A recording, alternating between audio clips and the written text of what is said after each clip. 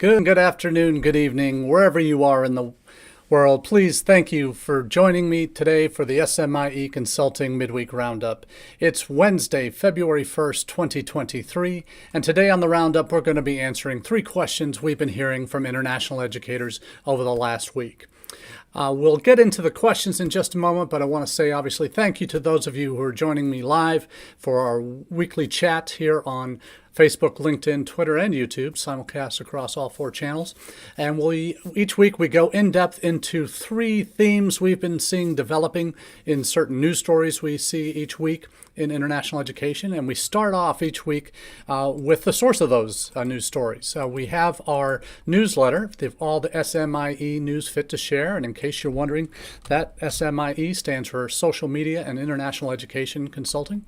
That's the name of the business. And I've been running this newsletter for over 4.5 years, as well as this live chat to cover the kinds of issues that I think are most relevant to our international education family. So there are 3 quick links I'll be posting in the chat on Facebook and YouTube here, and those are for the subscribe page on our newsletter on the website, smieconsulting.org/subscribe. That's the first link where if you prefer an email version of the newsletter that covers all the top social media stories and international ed stories from around the world and, of course, the United States that impact what we do in international education. So all of those news stories will be available that you can subscribe by going to the web link that I've just dropped for SMIE Consulting. I've also put the link to the most recent edition of that newsletter that you can get via email. But if you also prefer to get your international ed news on LinkedIn, you can subscribe to the newsletter at the link that is provided for this past Monday's edition. So we've now crossed 1,000 subscribers, a combination of our web-based and our LinkedIn version of the newsletter. So thank you for making that a weekly part of your international edification. It's really a pleasure to be coming to you each week. Monday for the news summary in our newsletter, and then Wednesdays here on the live chat. So we've had some folks joining the live chats in the comments section recently. So if you're out there and you have any thoughts on any of the topics that we're going to cover today, certainly feel free to do so, and we'll give you a quick shout out. But I also want to thank those that take the time to download our audio-only podcast version of the Roundup for your listening pleasure, for walking, working out, or just getting through your day, filling that void in the between calls and meetings. So thanks very much for making us a part of your International Edification Week. So let's get right into our first question of the day. And it is an interesting one. We haven't covered this much here on the Roundup over the last few months, but it's one that's growing in popularity, and it's growing primarily because of the pandemic that has certainly exposed a lot of institutions to changes in the way that they operate, and in terms of the way they teach their classes. All of these things have been accelerating since the pandemic, and that is the question of, will online education options for international students grow? Now, this is a particularly interesting topic in that we know, for those of us who have been on the international student advising side or student services side of the desk, pre-pandemic, there was a limit to 1 online class per term that international students could take during their each academic semester, a quarter, year, whatever it might be. So that limit during the pandemic, we know, was temporarily set aside, and that there was an exemption given starting in March of 2020 for international students enrolled in the United States at that time to be exempt from having to take be limited to only 1 online class, just because of the nature of the pandemic was changing fundamentally the way educational classes were being taught on college campuses, and in turn most everybody went virtual during the early days of that pandemic. So this topic of will online educational opportunities for online education expand for international students is an interesting one because of that kind of sort of Damocles that's hanging over international students' head, that if if and when the Department of Homeland Security decides to go back to the original policy. If they do go back, then it's going to raise a number of challenges for institutions who's have a number of courses that have that are part of their curriculums or entire degrees that are offered online only now, and that would present a real problem for any international students that are currently or would be in wanting to enroll in those. So that might prohibit them entirely if they're coming new from overseas to begin a completely online program, to physically be in the United States. So under current F1 regulations, if we go back to the way they were. So this is the challenge that we face. And I've posted 3 links to stories that are surrounding this issue. One is about Arizona State, already a big player on the global stage internationally. It's one of the top I think they're in the top 5 or 6, top 5 institutions for international students in terms of volume.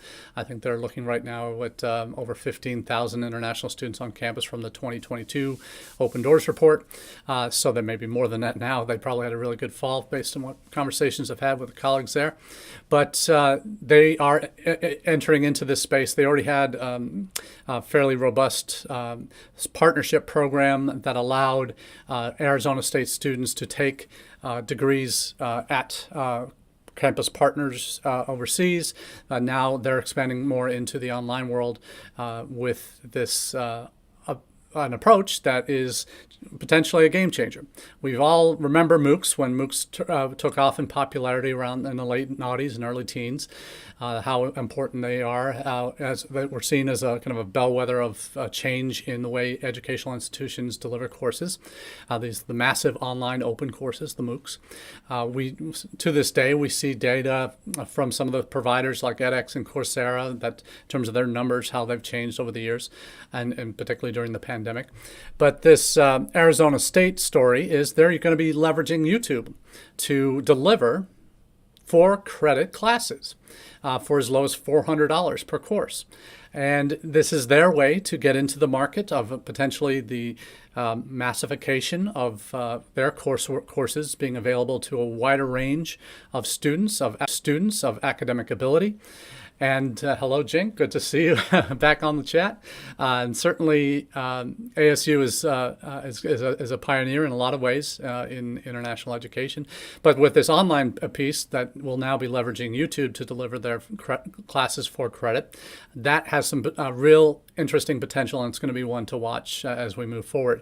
Now, a lot of international students' access to this will be obviously anyone can access YouTube and potentially register for this class. So, the challenges will be in if an entire degree or courses that are being delivered specifically to students in other countries, that there are some compliance questions that get raised. And we're very fortunate. I've mentioned in the past at UNLV, where I work currently, we have an Office of Educational Compliance that is fully versed in what it means for us to be able to deliver our degrees in other countries and the challenges that we need to and hurdles we need to overcome in each of the various countries that we might be looking at when it comes to recognition of a degree or program that we might offer in country, virtually or in person, whether we are tax implications of us being in country in terms of the cost of education and delivery of services in country, other recognition issues, employment law, and all these other things that we need to be well versed in. This is kind of a discussion on compliance issues arise whenever institutions start talking about having in-country representation by having an employee represent their university in another country, and that oftentimes the institutions who have tried this and tried to figure out all the implications on their own often realize this can be a very cumbersome, bureaucratic nightmare of a job trying to manage that in terms of payments and tax laws and all the other implications for any employee that's hired to represent you in country. So you see existing companies that have other related services now step up and say, hey, I'm Career Mosaic in India. Market Entry is one of our brands, and we can provide universities in-country representation for a fee, basically paying for all the overhead and that business in country is already established in that country could then do the hiring. So as it applies to online education, that's just an example of some of the issues that come into play when we're talking about how online ed might be impacted by for international students. Now, this is something that in other countries, the UK, Australia in particular, are particularly good at. I've shared before how transnational education, something that the British and the Aussies do very well, much better than we do. Britain educates or issues more degrees and has more students studying in British courses outside of the UK than they do inside the UK. I think it was 1.5 million last year. We're partaking in transnational education, either online or in physical mortar-based bricks and mortar structures in other countries, or through partner universities that these British universities have established in other nations. So there are versions of transnational education that already include online options that other countries are doing. And it's up to individual institutions that are intentional about where they might deliver their online classes. So we're kind of dividing this conversation into two pieces. We talked about earlier about international students in the United States who want to have the on-campus experience but have to take, because of the nature of the courses during the pandemic and immediately after, that have turned online or have gone exclusively online or in part online. Those students are potentially in jeopardy if and when DHS goes back to the pre-pandemic ruling on one online class per term.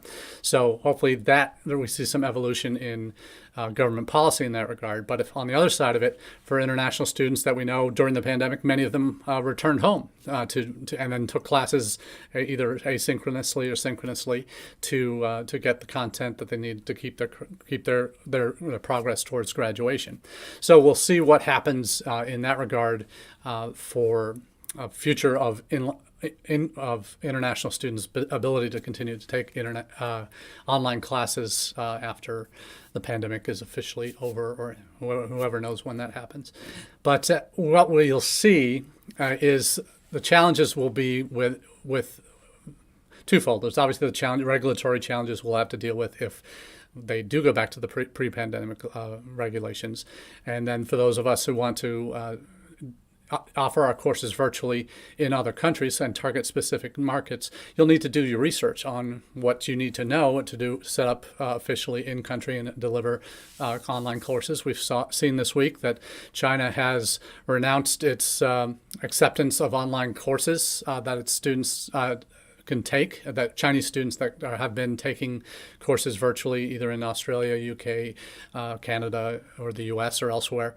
Those are no longer going to be possible, that those Chinese students who came back home during the pandemic will now need to get back into the countries that they had planned to or were already taking degrees and get physically back in country. So China is renouncing their recognition of these online classes, so students won't be able to do that anymore.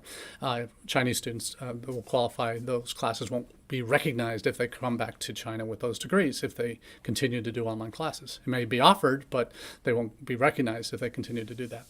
So we'll see what happens in that respect, because it's a moving target depending on which country you're in, depending on the region, depending on maybe the program. If it's even the individual programs would need to be recognized, not just the institution.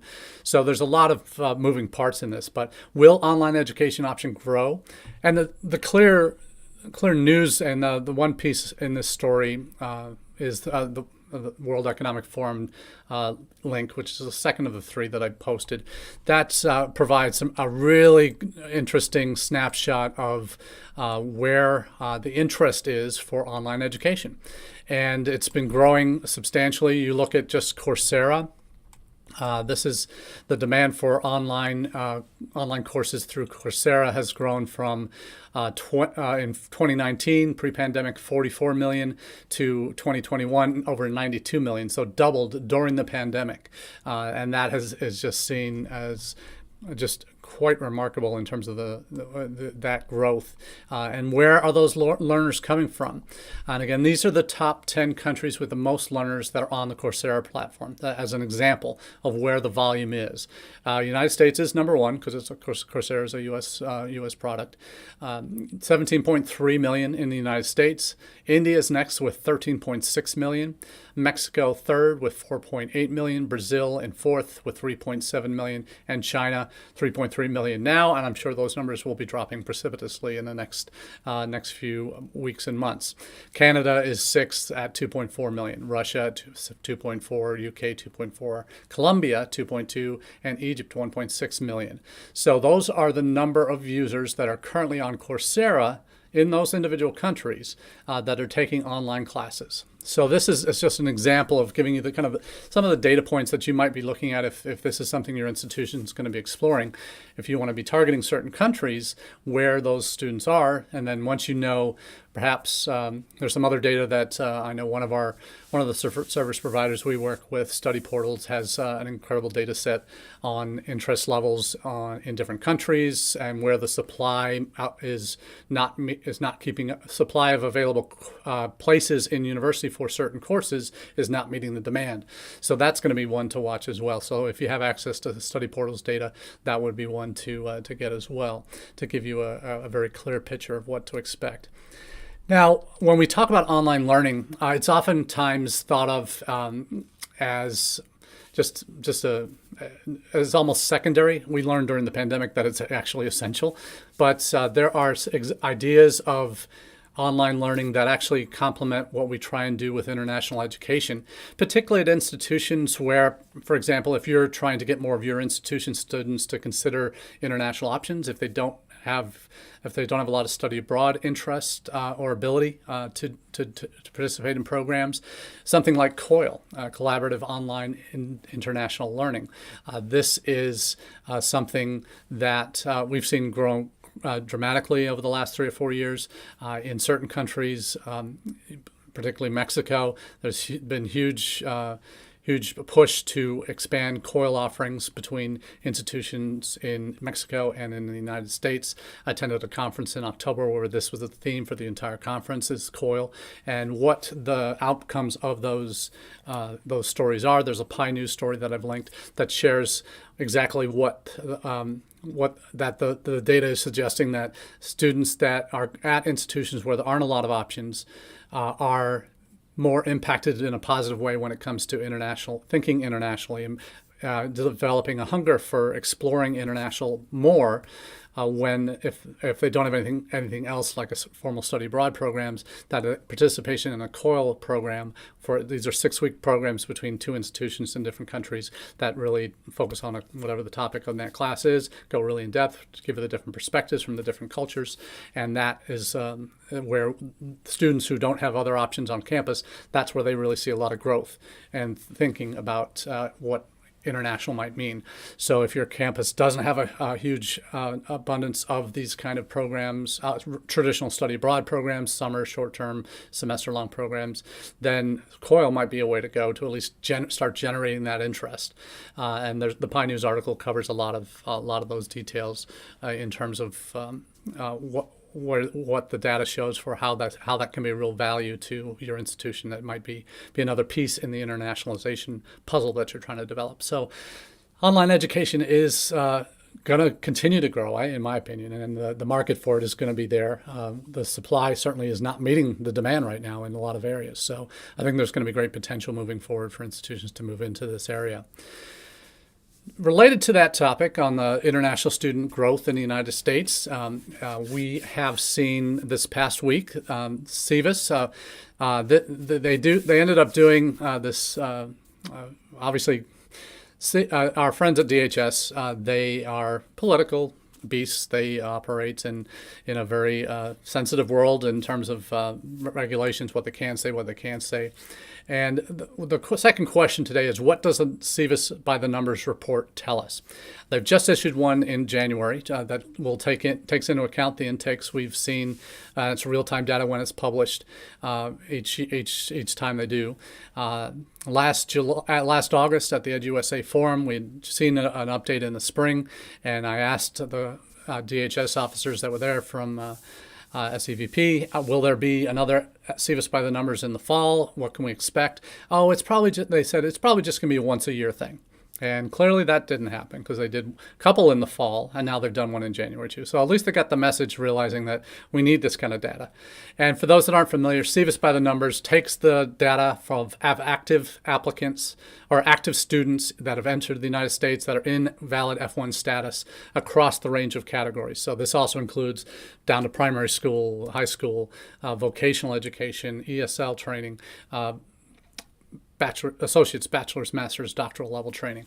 So all active F1 students are in this mix, in this report. So SEVIS, FNMs actually. So there's about 30,000 vocational only students in the United States, another couple thousand in flight schools, that type of thing. But in terms of this report, it's put out irregularly, but a couple, 3 times a year maybe. That does give you snapshots of where we are right now in January for international student numbers in the United States. Now, the SEVIS by the numbers report is not a user-friendly site, and I'll be putting the links to both the ICIF Monitor report, which is the main focus for why I'm bringing this up today, that shares that we are back over 1 million international students in the United States, first time since before the pandemic.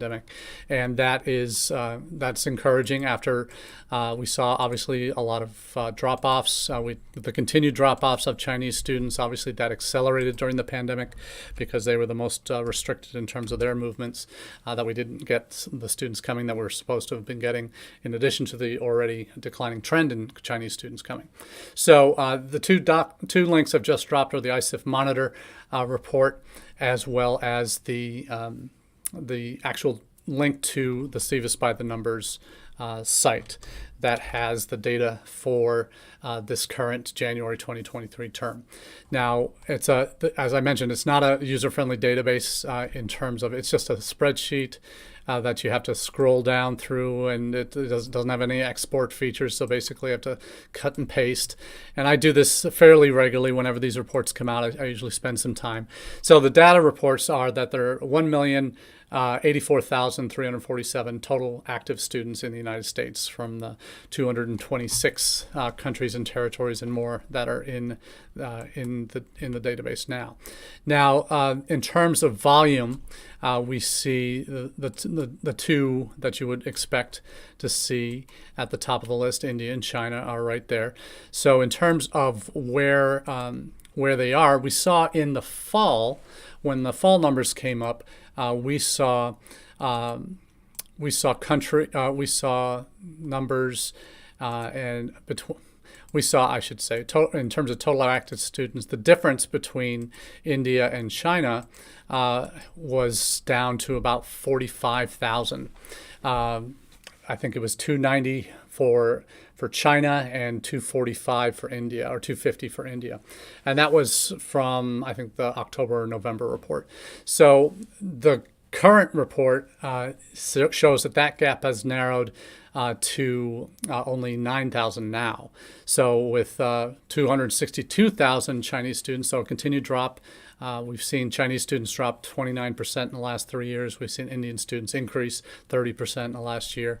So we're down to 262,992 Chinese and 253,631 Indian.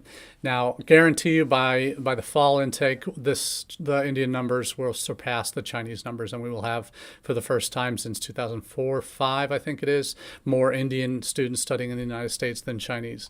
There may well be rebound in Chinese students, but it's not going to be anytime soon, and certainly not in the volume that we've experienced, certainly from the mid-noughties to the mid-teens. That 10-year span just saw an explosion of Chinese undergraduates everywhere in the United States.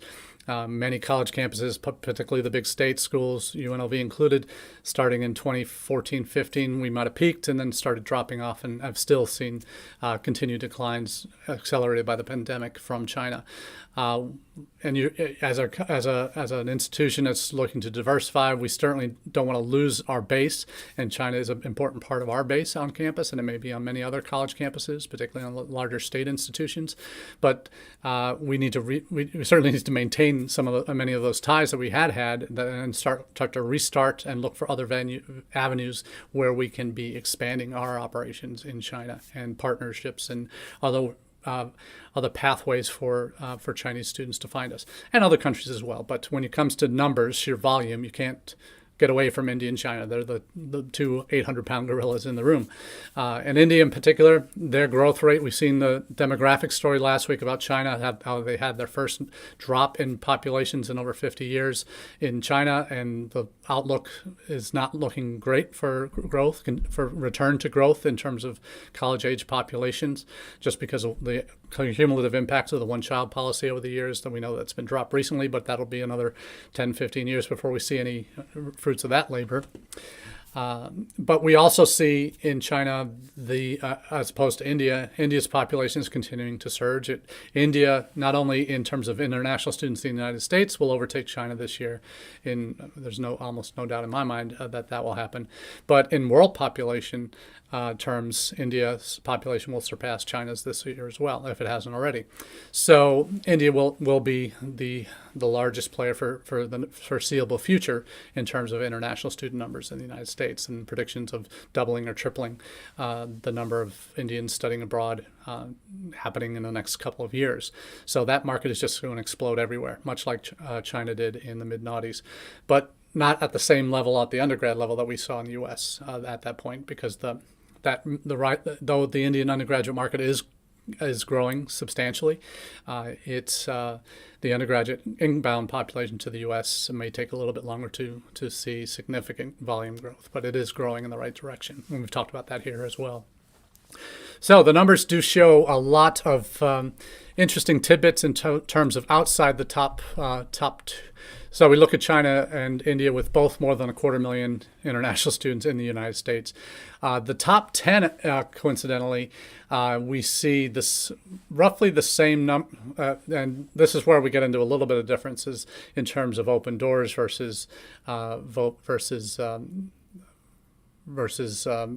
See Us by the Numbers report. If you notice in the ISIF Monitor report, it had a list of the top 10 countries, or I think it was the top 10. Yeah, and the numbers that are in the United States now, I think we've got the top 10 that are listed there. The data that's in the ISIF Monitor report is actually different than what's in the See Us by the Numbers report. They may have cut out some of the categories and just looked at the higher ed numbers, didn't look at the undergraduate number or iSchool or IEP numbers, but we see a lot of differences. The top 10 that are displayed on this ISIF Monitor report are the same pre and post pandemic, but the orders have changed. After China and India, which are still the same right now, South Korea is still third. We see Saudi Arabia has dropped from 4th down to 10th. Brazil is the same. Vietnam is the same. Canada has increased to 4th position. Vietnam is in 6th position. Taiwan is a little bit of a bump, but that's more for Japan continuing to drop, and also Saudi Arabia continuing to drop. So you see a lot of interesting changes. In Nigeria, for all the problems that we've heard reported on visa issuance, they've had an increase from 16,000 to 19,400 since pre and post pandemic in that 3-year span from January 2020 to January 23. So the data is certainly showing a lot of positives. The diversification of where outside the top 10 is certainly happening in terms of where those students are. But we'll certainly keep everybody up to speed in terms of what that will continue to look like in the days and weeks and months to come. Now, in terms of our last question of the day, what do you do about transfer outs down under? Now, here's an interesting one. A lot of my colleagues in the ISS world have shared many times over the last 4 or 5 years the challenges that they have with regards to students coming to their institutions, all excited, them issuing I-20s, record numbers of applicants, and all of these fun anecdotal stories I keep hearing. And you get the problem where within a week of the start of class, to a couple days after the start of class, they don't show up. You get calls or emails saying they want to transfer to another institution without ever enrolling at your institution. And the way SEVIS is set up, we know that they legally are able to do that. And you have to basically facilitate that as a school that is receiving the student who issued the documents that that student used to get into the country. If the student comes in and decides before they enroll that they want to go somewhere else before the semester begins, they can do that. And you have to transfer their record to the new institution. And at some schools, you would see, we saw this in Washington State a year or two ago, where there was waves of Bangladeshis coming in and then all of a sudden transferring out without ever showing up on campus or disappearing into the woodwork completely. That caused DHS and the SAVP field reps to have all the Washington schools come to a virtual meeting and be called out on the carpet and warned about what to look for and all these things about how to prevent that. I've just read the story this past week. It's in the chat now. It's from Pi News, again, my favorite source on international ed topics each week, particularly on the global level. They do great work in Australia, UK, Canada as well. But this story is entitled "Australian Universities Renew Calls to Limit Student Poaching." And it's a call by universities to the government saying the government should extend the time an international student must spend at the institution they initially join before they can switch providers. And this a couple of institutions in particular, Queensland University of Technology and the University of Wollongong, recommended the government restrict the ability to transfer for international students. So currently, and here's what my U.S. friends will love. Currently, students must complete 6 months of study before they can transfer to a different institution. And the course they transfer to must be the same level as their previous one. And how many of you out there on the U.S. side, I was at an institution that I joined to kind of clean up a mess that had been created one time where there were at one point 150 transfer outs in a semester. And that was just before I got there, and that was a particular challenge.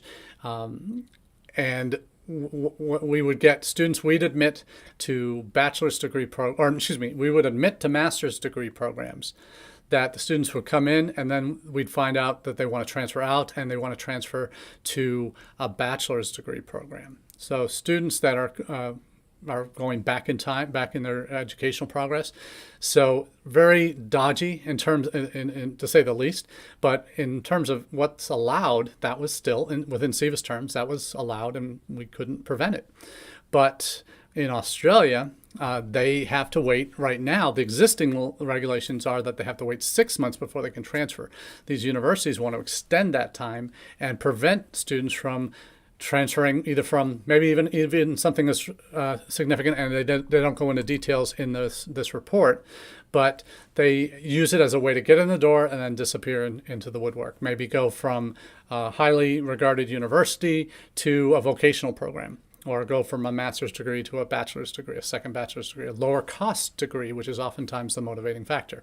So the quote from the article that I look at is, you see, the majority of providers work collaboratively and in the interests of the student to ensure this process is transparent and supportive. There are a small number of providers, agents, and students that seek to use this system to transfer once onshore for reasons other than educational outcomes. And whilst this is a small minority, it undermines the integrity of the system. So that is something that universities are apparently struggling with in Australia, that that 6 months apparently is not long enough for most universities. And what do you do with a student who wants to transfer after 6 months because they're not doing well, or no, they've just changed their major and they don't like your institution because it doesn't provide the level of services that they need?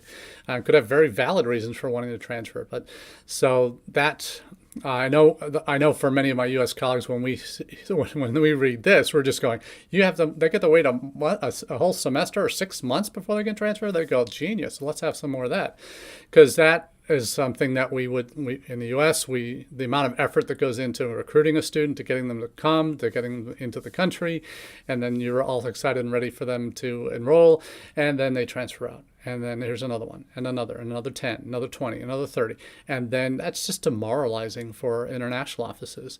But to see that our Australian brothers and sisters are having a little bit of agita when they have to wait. They want more than 6 months before a student can transfer out. So very interesting to see that coming out of Australia.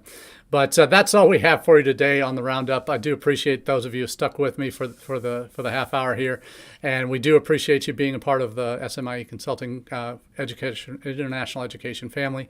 And we look forward to chatting with you again next week. Next week, I will give you a little heads up. I'm going to be on campus at University of Nevada, Las Vegas, and hopefully have a minute or two to do a quick preview and give you a little insight as to what's going on the UNLV campus at this time.